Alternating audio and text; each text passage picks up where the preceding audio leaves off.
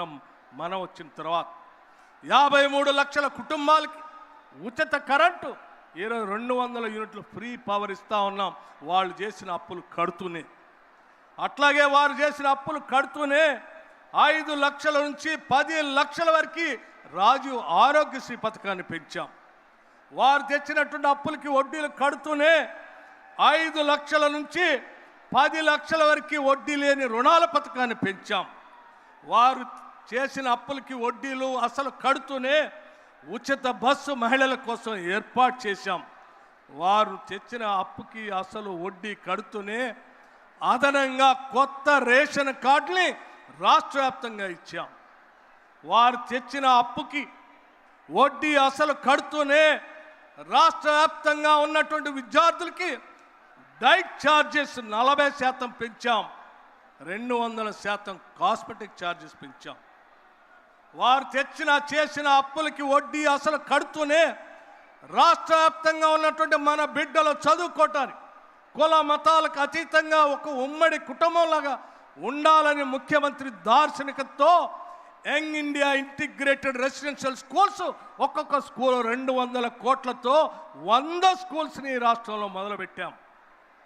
Telangana public schools మొదలుపెట్టాం, skills university మొదలుపెట్టాం.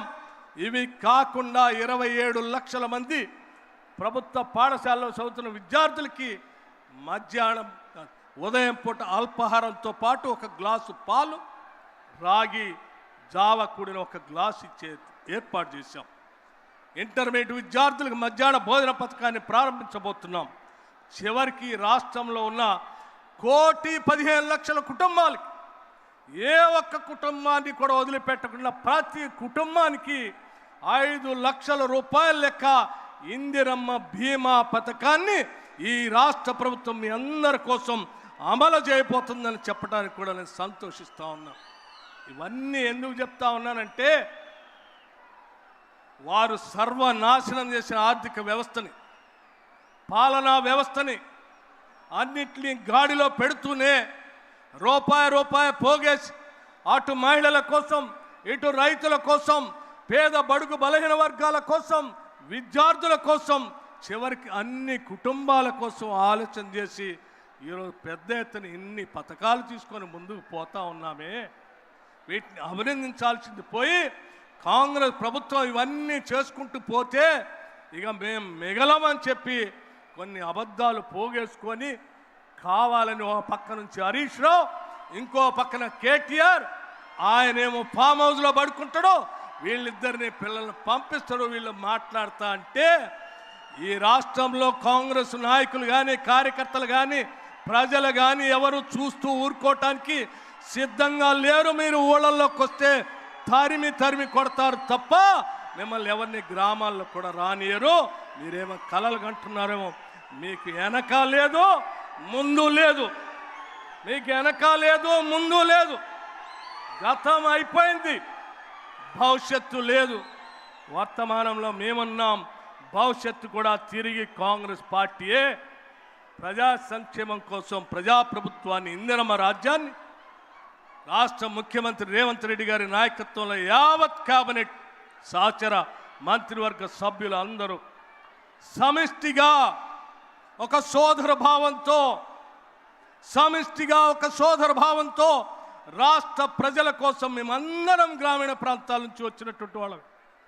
ముఖ్యమంత్రి రేవంత్ రెడ్డి గారు కానీ, లేకపోతే నేను కానీ, తుమ్మల నాగేశ్వరరావు గారు కానీ, ఉత్తమ్ కుమార్ రెడ్డి గారు కానీ, శ్రీధర్ బాబు గారు కానీ, లేకపోతే సభాపతి గారు కానీ, శాసనమండలి చైర్మన్ గారు కానీ, రెవెన్యూ శాఖ మంత్రి గారు కానీ, వాకిట్ శ్రీహరి గారి కానీ, ఇక్కడ ఉన్నటువంటి మంత్రివర్గ సహచరులు అందరూ కూడా గ్రామీణ ప్రాంతాల నుంచి వచ్చినటువంటి వాళ్ళమే. గ్రామాలు బాగుండాలి, వ్యవసాయం బాగుండాలి, రైతు బాగుండాలి, బలహీన వర్గాలు బాగుండాలి, యావత్ తెలంగాణ రాష్ట్రం సుభిక్షంగా ఉండాలి. అదే మా అందరి ఆలోచన.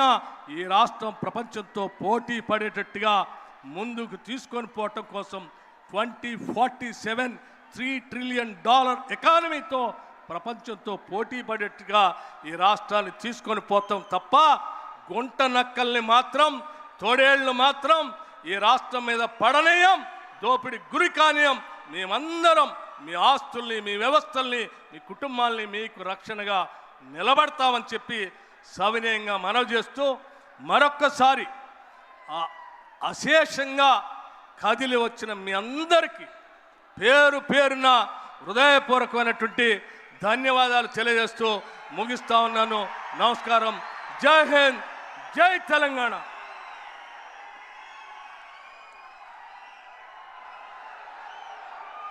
ధన్యవాదాలు గౌరవనీయులైన డిప్యూటీ సీఎం గారికి.